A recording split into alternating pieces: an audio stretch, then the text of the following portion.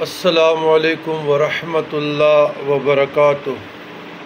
اللہم صلی علی سیدنا محمد وعلی آل سیدنا محمد وبارک وسلم۔ عزیزان گرامی، آج کا سوال یہ مسند اعظم جو امام اعظم ابو حنیفہ رحمۃ اللہ علیہ کی تصنیف ہے، 523 احادیث ایمان افروز بمثل خزانہ، جو عالم اسلام پہ احسان عظیم فرمایا ہے، یہ بھی مطالعہ کر رہا تھا۔ اچھا، طلاق یافتہ، بیوہ، خلع یافتہ یا جن کی عمر زیادہ ہو چکی ہے، کافی سوالات آئے ہیں کہ ہمارے لیے آپ شاہ صاحب اپنے جو آپ کا پلیٹ فارم ہے اس پہ آواز اٹھائیں۔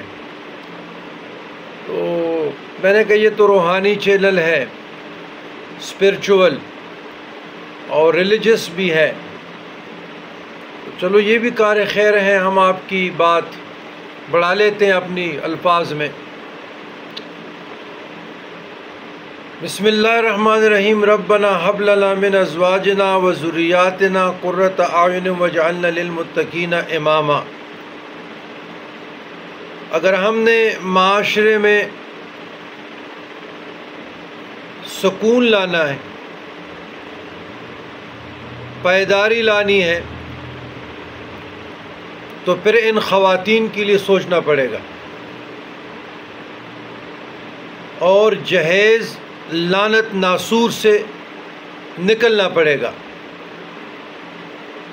اور خواتین کو بھی گزارش ہے کہ جو متقی ہو، پرہیزگار ہو، نیک ہو اور باکردار ہو، اس کو دوسری شادی کی ضرورت ہو، تو آنکھیں بند کر کے آپ ان لوگوں کی نکاح میں چلی جائیں، اسلامی تعلیمات پر آپ لوگ بھی عمل پیرا ہو۔ وَمَثْنَ وَثُلَاثَ وَرُبَاع، اگر کوئی عدل کر سکتا ہے، آپ کو تحفظ دے سکتا ہے، تو دوسری بیگم کے بننے میں کوئی حرج نہیں ہے۔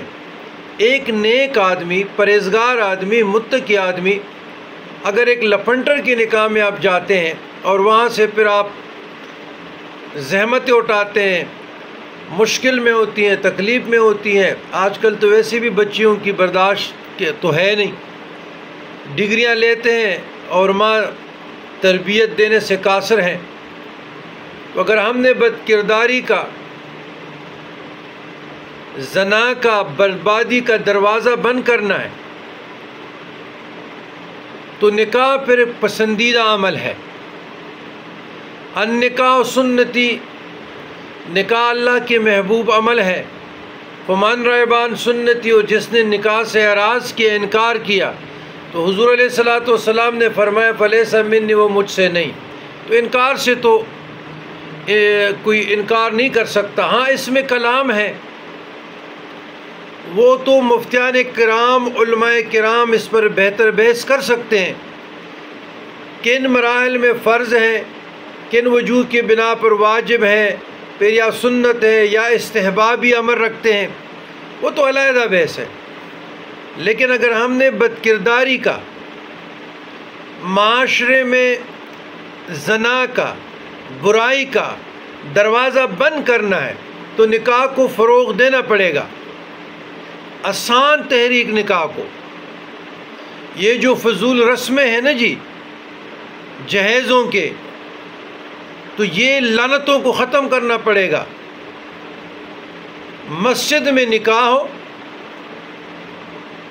قبول ایجاب ہو، اور مہر واجب کا تعین ہو، اور صبح پہ ولیمہ ہو، ولیمہ بھی اپنے استعداد کے مطابق، یہ نہیں کہ آپ 1,00,000 لوگوں کو بلائے، 10,000 یا 200 یا 300، کوئی ضرورت نہیں ہے۔ اسلام نے تو نکاح کو آسان بنایا ہے، زنا کو مشکل بنایا ہے۔ ہمارے ہاں الٹا ہو رہا ہے، نکاح مشکل، زنا آسان۔ تو گزارش یہ ہے، ان خواتین کے لیے بھی میرا پیغام ہے کہ آپ قرآن کو فالو کریں، آپ صاحب قرآن صلی اللہ علیہ وسلم کی تعلیمات کو فالو کریں۔ اگر آپ کو بالفرض طلاق ہوا ہے، یا آپ خلا یافتہ ہے، طلاق یافتہ ہے، یا بانجھ ہے، یا آپ کی عمر 30 کے ابو چلی گئی ہے، تو دیکھیں دوسری بیگم بننے میں، زوجہ بننے میں کوئی حرج نہیں ہے، اگر وہ آدمی نیک ہو، پرہیزگار ہو، نشہ نہ کرتا ہو، کمانے والا ہو، اور آپ کو تحفظ دے سکتا ہو، تو دوسرے بیگم میں کوئی حرج نہیں ہے اگر وہ افورڈ کر سکتا ہو۔ لہٰذا میرا مردوں سے بھی گزارش ہے کہ آپ لوگ بھی ایک بیگم پہ اکتفا نہ کریں، جو صاحب ثروت ہے، صاحب دولت ہے، جو افورڈ کر سکتے ہیں۔ ان کو چاہیے کہ معاشرے میں جہاں آپ کا ذہنی انڈرسٹینڈنگ ہے، مثلا ایک آدمی کاروبار کر رہا ہے، اس کو تعلیم یافتہ بیوی بیگم کی ضرورت ہے، تو سماج میں ان قسم کی عورت کو ڈھونڈو، لڑکی کو اس کے ساتھ نکاح کرو۔ جو آپ غیر محرم ایک جوان لڑکی کو یا دوسرے تیسرے کو آفسوں میں بٹھاتے ہو، تو اپنی بیگم کو بٹھاؤ، پردے میں بٹھاؤ، وہ آپ کے کاروبار میں بھی ساتھی بن جائے گا، آپ کا کمر مضبوط ہو جائے گا۔ اسی طریقے سے معاشرے سے آپ برڈن کو نیچے کریں، بوجھ کو نیچے لائیں، تو اس کے لیے قربانی کی ضرورت ہے۔ قربانی مرد بھی دے گا اور قربانی عورت بھی دے گی، لیکن ہمارے ہاں زندگیاں رل جاتی ہیں، برباد ہو جاتے ہیں، سینکڑوں تو واٹس اپ مجھے آ جاتے ہیں، فون مجھے آ جاتے ہیں، لیکن جب ہم یہ نصیحت ان کو کہتے ہیں، ایڈوائس اور تعلیمات مصطفیٰ علیہ تحیہ و ثنا سے آراستہ ہونے کی کوشش کرتے ہیں، تو ان کی سمجھ میں یہ بات نہیں آتی۔ اس لیے خواتین کی سمجھ میں نہیں آتی کہ ان کا مزاج اسلام والا نہیں ہے، قرآن والا نہیں ہے، امہات المومنین والا نہیں ہے، صحابیات والا نہیں ہے، اس لیے آزمائش میں پڑے ہیں، مصائب کے شکار ہیں، تکالیف کے شکار ہیں، منمانی چاہتے ہیں اپنے مرضی کے مطابق۔ تو میرے بہنوں، پرفیکٹ تو کوئی شے نہیں ہے، پرفیکٹ تو ایک اللہ کی ذات ہے، انسانوں میں تو کمی بیشی ہوتی ہے۔ ظاہر خاتون، جو بھی خاتون ہے وہ کمپرومائز اس سے گزرتی ہے۔ خاتون تو ازل سے پیکر صبر و استقامت ہے۔ آپ کے گھر میں جو آپ کے والد نے آپ کو لاڈوں سے پالا ہے، ضروری نہیں کہ آپ کی میاں کے ہاں بھی آپ کو وہی لاڈ پیار ملے، نہیں، یہ ضروری نہیں ہے۔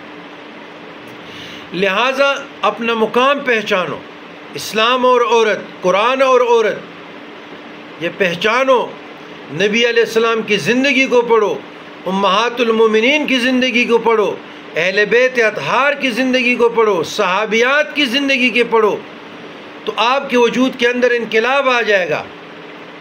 تو انقلاب تب آتا ہے جب آپ کو قرآن کی سمجھ آ جائے، شریعت کی سمجھ آ جائے، تو اس میں کوئی حرج نہیں ہے۔ پھر دہرانا چاہتا ہوں، آپ لوگوں کی آواز جہاں تک میرے پہنچ رہی ہے، خانقاہ میں بھی کروں گا، اور اپنے پلیٹ فارم میں بہتر طریقے سے مزید بھی کروں گا، اور انشاءاللہ تعالی علمی حوالے سے بھی کروں گا۔ لیکن آپ لوگ بھی تھوڑے سے جو اپنا آپ کا بی پی جو ہائی رہتا ہے تھوڑا سا نیچے لاؤ، اور خیالات کو نیچے لاؤ، اور کمپرومائز کرو، اور شریعت کو فالو کرو۔